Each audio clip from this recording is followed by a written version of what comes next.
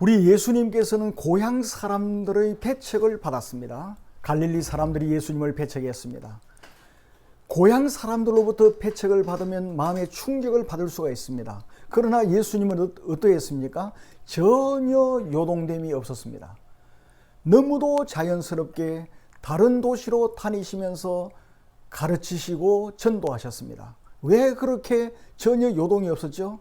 물론 주님은 성령으로 충만한 하나님이시기 때문에 그러했습니다마는 복음을 전하기 위해서 나갈 때는 반드시 뭐가 있습니까? 반대가 있고 배척이 있고 박해가 있다는 사실을 우리 예수님은 너무도 잘 알기 때문입니다. 당연하다는 듯이 받아들인 거예요.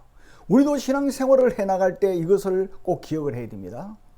우리가 복음을 전하고 선교를 하고 정말 주의 뜻을 이루며 나갈 때는 당연히 배척이 있는 거예요. 당연히 박해가 있는 거예요.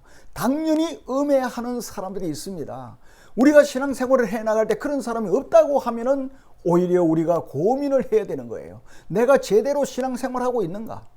내가 정말 복음을 전하고 있는가? 내가 정말 입을 열어서 예수님을 자랑하고 있는가를 점검해 볼 필요가 있습니다.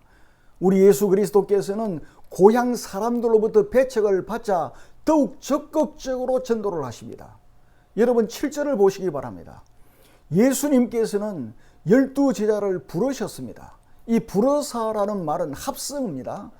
그 무엇을 향하여, 무엇을 위하여라는 말과 부르다 하는 이 두 단어가 합해져서 이 부르사라는 이 합성어를 만들었는데, 그럼 이 말은 뭔가 하면은 무엇을 목적을 두고 부르다는 말이에요.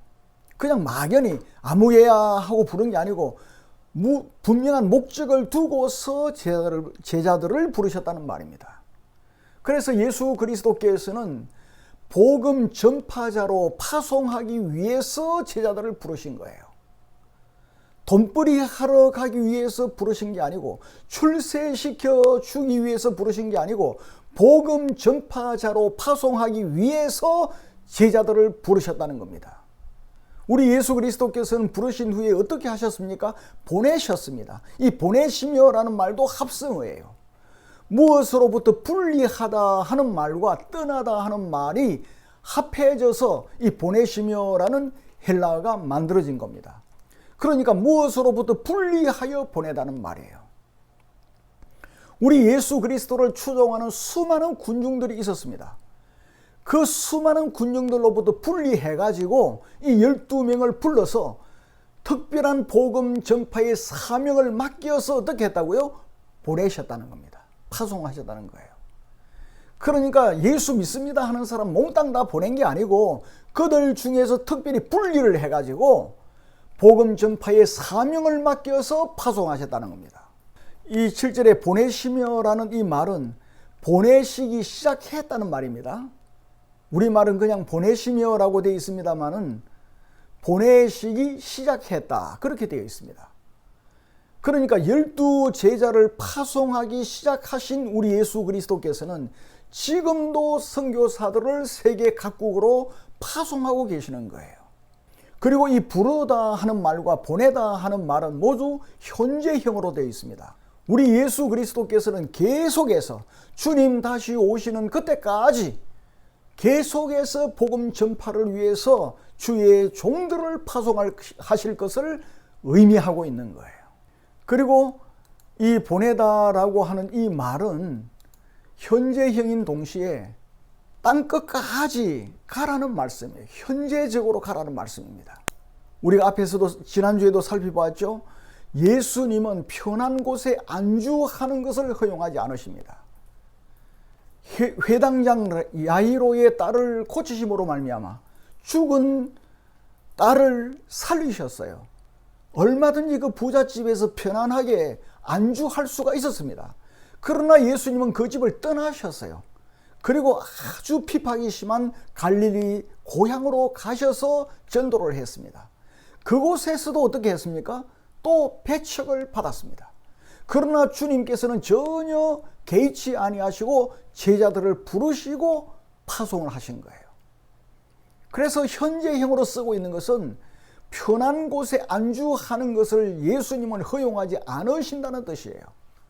복음 전파자는 편하게 살 수 있는 상황에서 안주해서는 안 된다는 겁니다. 새로운 지역으로 떠나야 한다는 거예요.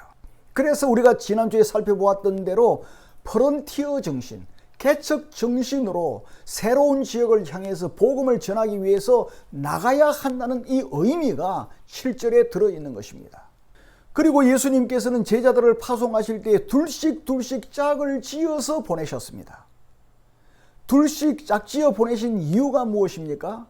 그 첫 번째는 협력입니다. 상호 간에 도움을 줄 수 있기 때문입니다. 선교는 혼자 할 수 없습니다.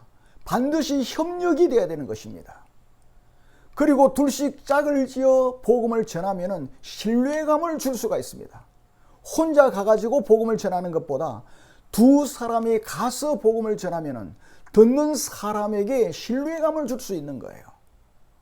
또 중요한 게 뭡니까? 우리가 11절에서 살펴보았듯이 우리가 나가서 복음을 전할 때 거절하는 사람이 있습니다. 그 거절하는 사람들에 대한 증거를 삼을 수 있기 때문에 그렇습니다. 정인의 최소 인원이 2사람입니다. 그래서 정인의 최소 인원을 확보하기 위해서 둘씩 보내신 거예요. 그래서 유대 사회에서의 둘은 정인의 수입니다. 만일 어떤 사람이 제자들을 영접하지 아니하고 배척을 했다고 하면은 그 배척한 사건에 대한 정인이 되게 하신 것입니다. 그러니까 두 정인의 정언을 거부하는 것은 확실한 거부로 여겨지는 겁니다. 우리 예수 그리스도께서 다시 오실 그때에 분명한 증거가 된다는 것입니다.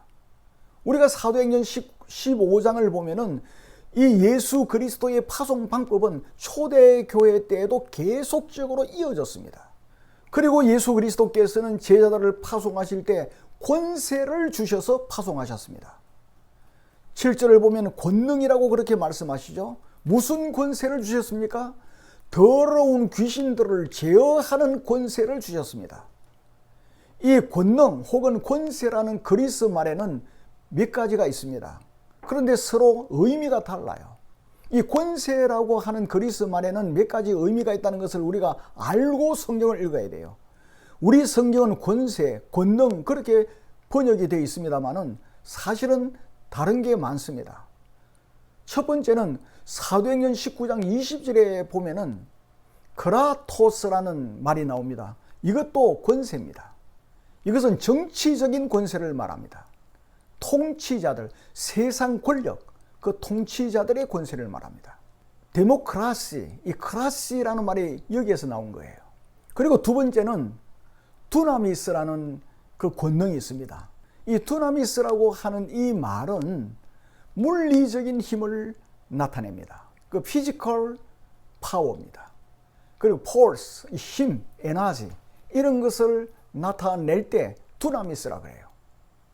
그 두나미스에서 나온 말이 뭡니까? 다이나마이트, 또 다이나믹, 역동적인 이런 말이 두나미스에서 나왔습니다. 오늘 6장 7절에 쓰인 이 권세 혹은 권능이라는 이 말은 또 이것과 다른 용어예요. 요한복음 1장 12절에서 나왔습니다. 하나님의 자녀가 되는 권세를 주셨다 할 때 그 단어와 이 단어가 같습니다. 엑소시아라는 말입니다. 이 말은 어떤 이기적인 능력이나 힘이나 정치적 권세 등을 말하는 것이 아닙니다. 이것은 신분의 격상으로 말미암아 주어지는 권위를 말하는 거예요. 신분이 격상되었어요. 마귀의 노예에서 하나님의 자녀로 신분이 바뀌었습니다. 그때 주어지는 권세입니다. 위로부터 억누르고 억압하는 권세가 아니고 섬김과 사랑의 권세입니다. 이 제자들에게도 수많은 예수를 따르는 군중들이 있었습니다마는 그들로부터 분리해서 파송함으로 말미암아 신분이 바뀐 거예요. 이게 파송자가 된 겁니다. 복음 전파자가 된 겁니다. 요즘 말하면 선교사가 된 거예요. 그러므로 인해서 주어지는 권세가 엑소시아라고 하는 이러한 용어인데 내 스스로 만든 권세가 아닙니다. 하나님으로부터 부여된 권한, 위임된 권한을 말합니다. 헤롯이 자기 힘으로 왕이 되어가지고 권세를 누리는 그러한 권세와 다른 권세죠. 이 엑소시아라고 하는 이 말은 엄청난 권세인데, 이 권세의 모범을 보이신 분이 누구시죠? 잘 아시잖아요. 예수님입니다. 마가복음 10장 42절 이하를 보면은 이런 말씀이 있습니다. 우리 예수님께서 너희 중에 누구든지 크고자 하는 자는 어떻게 하라 그랬습니까? 너희를 섬기는 자가 되어 너희 중에 누구든지 어뜸이 되고자 하는 사람은 모든 사람의 종이 되어야 하리라. 그렇게 말씀했어요. 그러면서 예수님께서 인자가 온 것은 섬김을 받으려 하는 것이 아니라 도리어 섬기려 하고 자기 목숨을 많은 사람의 대속물로 주려 함이니라. 그러니까 섬김을 받는 것이 아니라 섬김으로 영혼을 구원하는 그 권세가 무슨 권세라고요? 엑수시아라고 하는 권세예요. 이 권세를 통해서 영혼이 구원되고 사람이 살고 귀신이 쫓겨나고 하나님의 백성이 되는 놀라운 기적이 일어나게 되는 겁니다.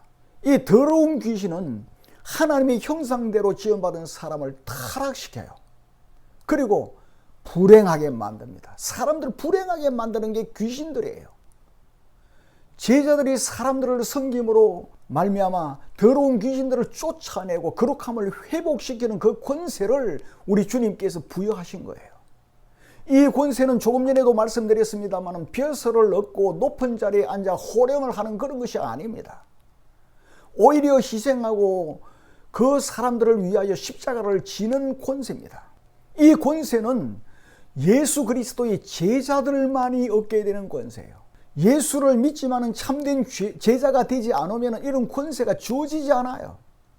지금도 우리 주님께서는 선교 현장으로 보내실 때 이러한 권세를 부여하셔서 어떻게 하는 것입니까? 파송한다는 거예요. 이 엄청난 일인 거예요. 그래서 제자들은 이 악령, 마태복음 7장 22절을 보면 다이모니아라는 말입니다. 사악한 영입니다. 그리고 마태복음 4장 5절을 보면은 예수 그리스도께서 40일 금식 기도하셨을 때 악마가 와서 예수님을 미혹을 합니다. 그때 쓴 용어는 디아폴로스. 그리고 오늘 본문에 나오는 6장 7절에서 말씀하시는 이 더러운 귀신들은 더러운 영들이라고 쓰고 있어요. 그래서 지금 예수 그리스도께서는 더러운 영들을 귀신들을 쫓아내는 권세를 부여해 주셨다. 그렇게 말씀하고 있습니다. 그러니까 우리 예수 그리스도께서는 제자들에게 마귀 그 자체일 뿐만 아니라 귀신의 활동에 의해서 드러나는 악하고 더러운 모든 영적인 현상까지도 어떻게 한다고요? 제어하고 억누르고 목을 발로 밟는 그러한 권세를 주셨다는 거예요. 이 성경을 보면 아주 구체적으로 되어 있습니다.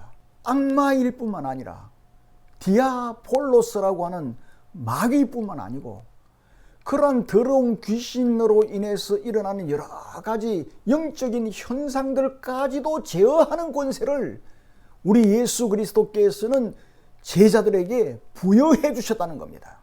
그렇기 때문에 저와 여러분들은 예수 믿고 구원받아 하나님의 참된 자녀가 되고 제자가 되었기 때문에 우리는 악령이라든지 마귀라든지 더러운 귀신으로 인해서 일어나는 여러 가지 영적인 현상들까지도 전혀 두려워할 필요가 없습니다.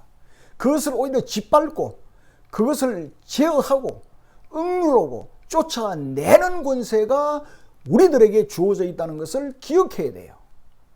더러운 영으로 인해서 뭐가 생깁니까? 정신 이상자들이 생깁니다. 부부가 서로 싸우고 집안이 망가지고 두려움과 고통을 당하게 되는 거예요. 더러운 영의 영향으로 살인을 합니다. 요즘 우리나라에서 자기 자식까지도 죽이는 일들을 그냥 하고 있습니다. 무엇 때문에 그럽니까? 이 더러운 영의 영향이에요.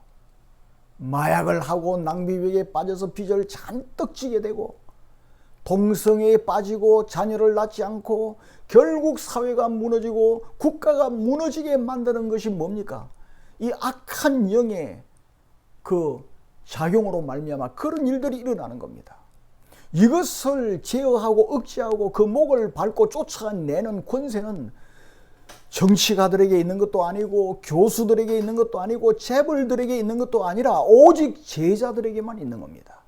파송받은 제자들은 귀신들을 내쫓아서 사람들을 거룩하게 회복하는 사람들이에요. 얼마나 중요한 사람들입니까? 그러므로 개인을 살리고 집안을 살리고 사회를 살리고 국가를 살리는 사람들이 누구냐? 바로 복음 전파자들이라는 것을 알아야 해요. 우리나라를 예를 들어 보십시다. 과거에 우리나라 얼마나 미신에 찌들려 가지고 못 살았습니까? 정말 비참했습니다. 선교사님들이 복음을 들고 와서 우리나라에 복음을 외친 결과 이처럼 우리나라가 기적을 받게 된 거예요. 우리 주님께서는 이러한 권능을 세상 끝날까지 계속해서 주신다는 거예요. 그래서 이 용어가 미완료형으로 쓰고 있는 거예요. 그러므로 파송받은 자는 주님께서 주신 권세로서 들어온 귀신의 목을 밟고 내어 쫓는 일을 계속 해 나가야 되는 것입니다. 우리는 전도를 하고 선교사를 후원하는 여러분에게도 이러한 권세를 주님께서 주셨다는 것을 기억해야 됩니다. 그러니까 엄청나게 중요한 일이죠. 그리고 예수 그리스도께서는 제자를 보내시면서 전도 여행 시 지켜야 할 몇 가지 원칙들을 말씀하고 있습니다. 여러분 8절을 보시기 바랍니다. 우리 예수님께서는 제자들이 생활 방식과 생활 양식까지도 바꿔야 한다고 말씀하시는 거예요. 모든 참된 그리스도인 하나님의 제자들은 이 생활 방식과 생활 양식까지도 바꿔야 한다는 겁니다. 예수님께서 말씀하신 여행이라는 이 말은 여행이라는 말도 될 뿐만 아니고 생활 방식과 생활 양식까지도 포함하는 의미입니다. 지금 우리 예수 그리스도께서는 12 제자를 파송하시면서 앞으로 하나님의 참된 자녀들, 제자들이 살아가야 할 생활 양식을 가르쳐 주고 있는 거예요. 그 생활 양식의 첫 번째가 뭐죠? 지팡이 외에는 아무것도 가지지 말라는 양식입니다. 그런데 우리가 성경을 마태복음 10장 10절을 보면은 또 이 내용과 좀 다릅니다. 누가복음 9장 3절에서도 마찬가지예요. 마태복음과 누가복음을 보면은 지팡이까지도 가지지 말라고 말씀하세요. 이 마태복음에서는 이 말라 하는 이 말이 강한 부정으로 쓰이고 있습니다. 메이테라고 말하는데 이것은 강한 부정이에요.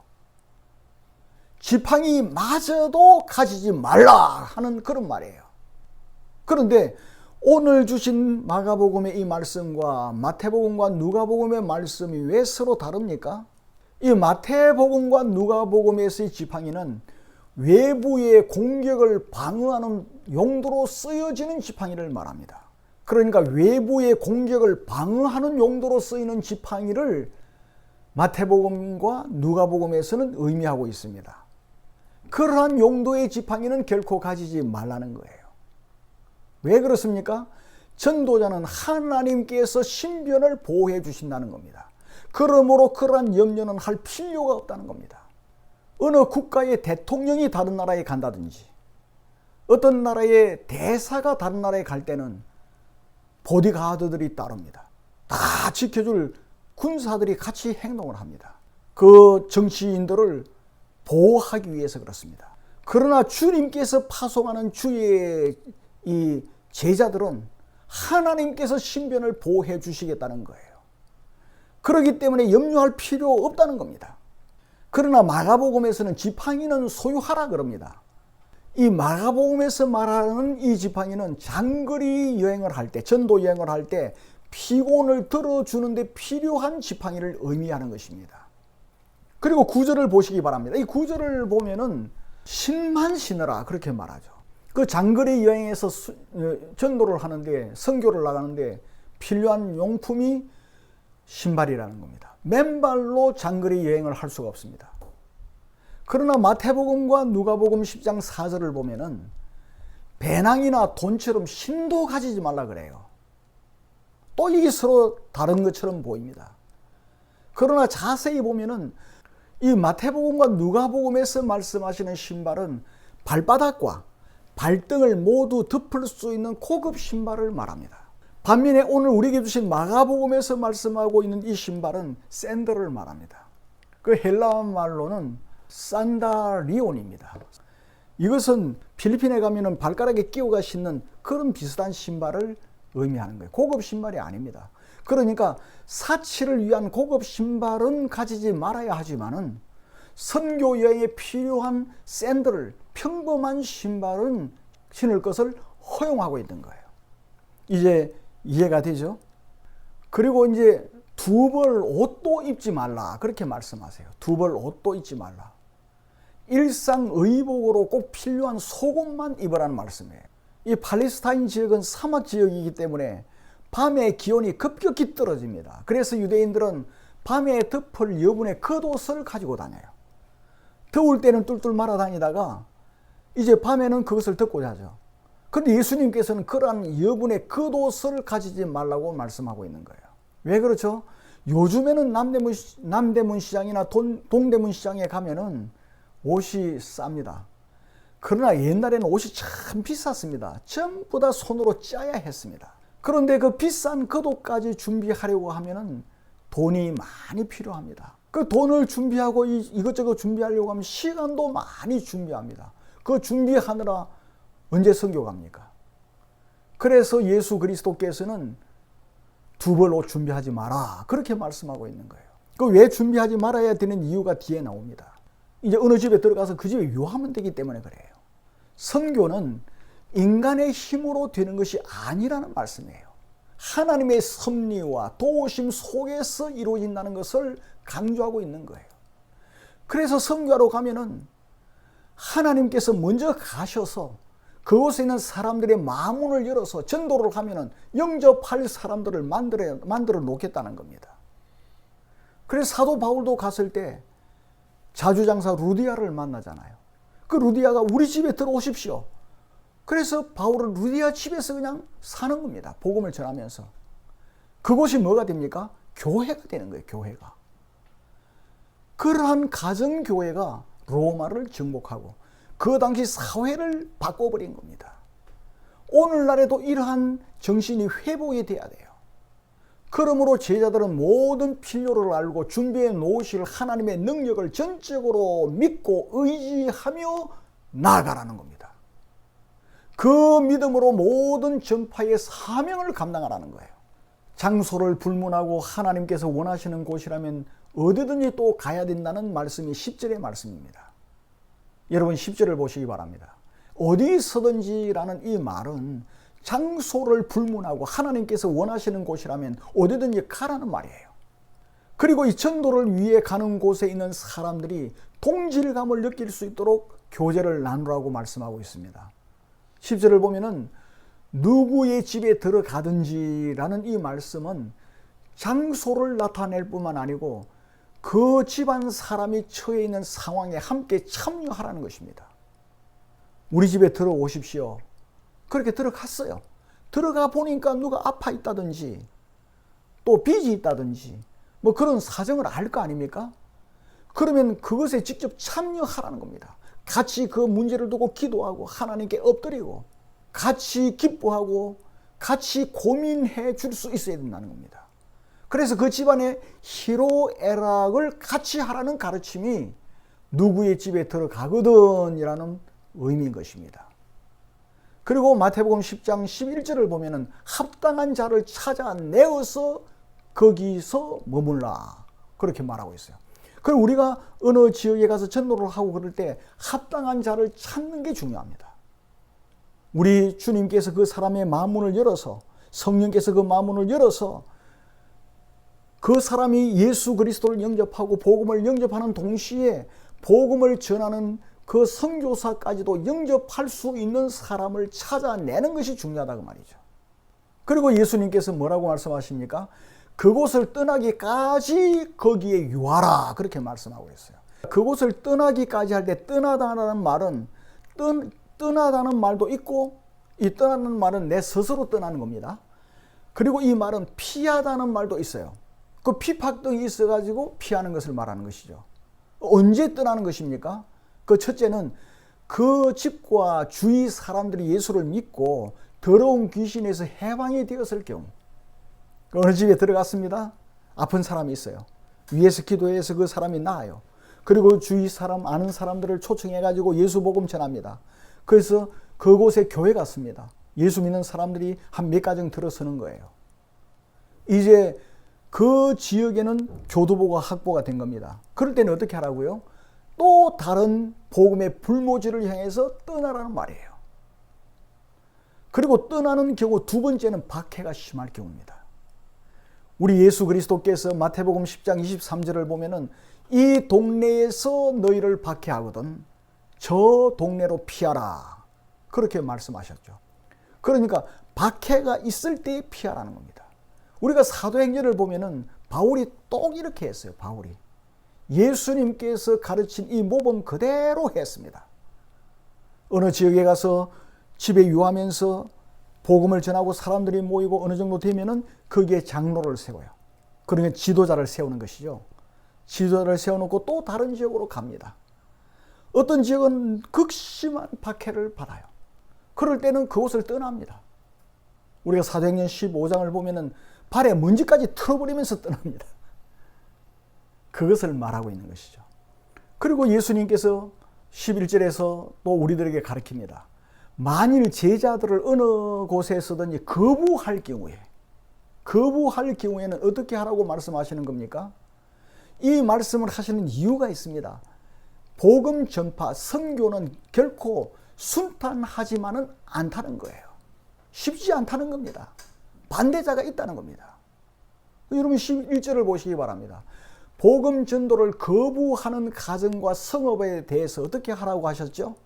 발 아래 먼지까지도 털어버리라. 그렇게 말씀하셨습니다. 발 아래 먼지까지 털어버리는 이유가 뭐라고 11절에서 말씀하시죠? 정글을 삼기 위해서. 그러니까 이 발 아래 먼지를 털어버리는 행위는 정글을 삼기 위해서 취하는 행동인 것입니다.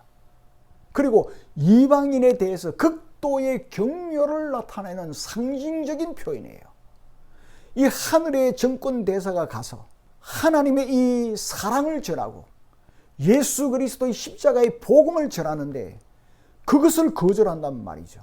그것은 극도로 경멸을 받아야 마땅한 그러한 처사라는 겁니다. 그리고 더 나아가서 사도행전 13장에 보면은 더 이상 교제를 거부하는 표현이에요. 이제는 당신하고는 교제하지 않는다. 그러한 표현이기도 한 것입니다. 그렇게 함으로 인해서 그들에게 증거를 삼으라 라고 말씀하십니다. 이 증거는 재판에서 사용하는 용어입니다. 재판에서 결정적인 영향을 미치는 그러한 증거를 말해요. 법적인 용어입니다. 후일에 예수 그리스도께서 다시 오시고 최후 심판을 할 그때에 증거가 되는 거예요.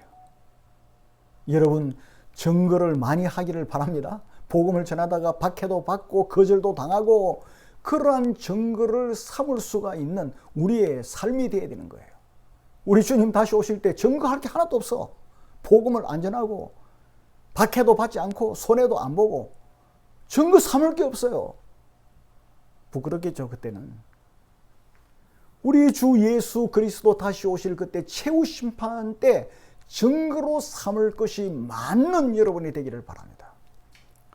복음 전도자를 배척하는 사람들은 떨어지는 먼지처럼 최후 심판 때 버림을 당하게 되는 거예요. 지옥불에 떨어지게 된단 말이죠.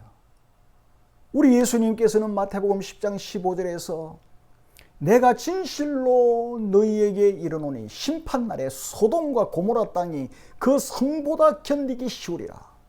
그러니까 복음을 전했는데 선교를 했는데 거절했다. 소돔과 고모라보다 더 고통을 당할 것이라는 겁니다.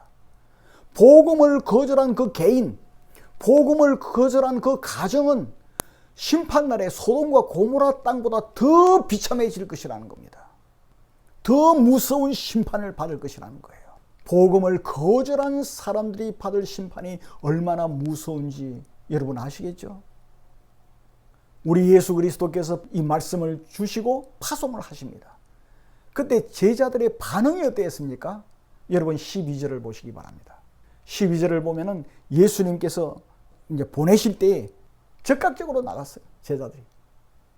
그리고 회개하라 전파를 했습니다. 주님께서 주신 권세로서 즉각적으로 나가 회개하라고 전파를 하고 또 주님께서 주신 그 권능으로서 귀신을 쫓아냈습니다. 억눌렀어요. 귀신의 목을 밟아서 그들을 완전히 제어를 해버렸습니다. 그뿐만 아니라 병든 자를 고쳤습니다. 귀신을 쫓아내면은 이 악한 영의 작용으로 병도 앓고 문제도 생기고 고통도 당하고 그러는데 그게 자동적으로 고쳐지는 거예요. 그러면은 귀신을 쫓아낸 것과 함께 이 본문을 보니까 기름을 발랐다 그렇게 말합니다. 기름은 그 당시 화장품 혹은 상처에 바르는 치료제였습니다. 기름은 실제로 사용된 그 당시 치료약이었어요. 선한 사마리아인의 비유에서도 나오지 않습니까? 제자들은 기적과 같은 초자연적인 것과 그리고 실제로 병자들에게 약도 발라주고 또 돌보아 주었어요. 몸이 아프면 얼마나 마음이 약해집니까? 기도를 하고 그들을 돌보아 줌으로 용기를 북돋워 주고 소망을 주는 그런 일도 했다는 겁니다. 그렇게 함으로 인해서 병자를 고치셨다는 거예요. 그리고 이 말도, 고쳤다는 이 말도 미완료형을 쓰고 있습니다. 이 말은 역사는 지금도 계속되고 있는 거예요. 주님 오시는 그날까지 계속될 거예요. 사랑하는 성도 여러분, 복음을 전하는 것은 지역사회를 살리는 길이에요. 개인을 살리는 길이에요. 그뿐만 아니라 복음을 전파한다는 것은 지역사회와 각 개인에게 최후 통첩을 하는 것과 같습니다. 최후 통첩이에요. 만왕의 왕의 마지막 이 통첩을 전하는 것입니다. 우리는 최고 통치자이신 하나님의 뜻을 전하기 위해서 파송받은 천국 대사들입니다. 그러므로 선교사들이나 여러분들은 이 땅에서 가장 중요한 사람들이에요. 가장 중요한 사람들이 여러분들이에요. 우리입니다. 우리는 하나님의 대사의 신분으로 이 세상을 살아가는 겁니다. 그리고 우리가 가는 곳마다 이 악한 귀신들을 발로 밟고 그들을 억누르고 그들을 쫓아내어서 세상 사람들을 회복하고 사회를 회복하고 국가를 회복하고 그 가정을 회복하는 그리스도의 권능으로 회복시키는 그러한 복된 사람들이 우리라는 것을 기억을 해야 돼요. 그런 일을 위해서 파송받은 사람들이 선교사라는 것을 기억해야 돼요. 그 선교사를 후원하는 사람들은 같은 일을 하고 있는 사람이에요. 엄청난 일을 하고 있는 사람이에요. 우리가 가는 곳마다 귀신을 쫓아내고 많은 병자들을 고치는 역사가 일어날 줄 믿습니다. 이러한 놀라운 역사가 우리의 발걸음이 내딛는 곳마다 우리가 가는 곳마다 그런 역사가 일어나기를 주님의 이름으로 축원합니다.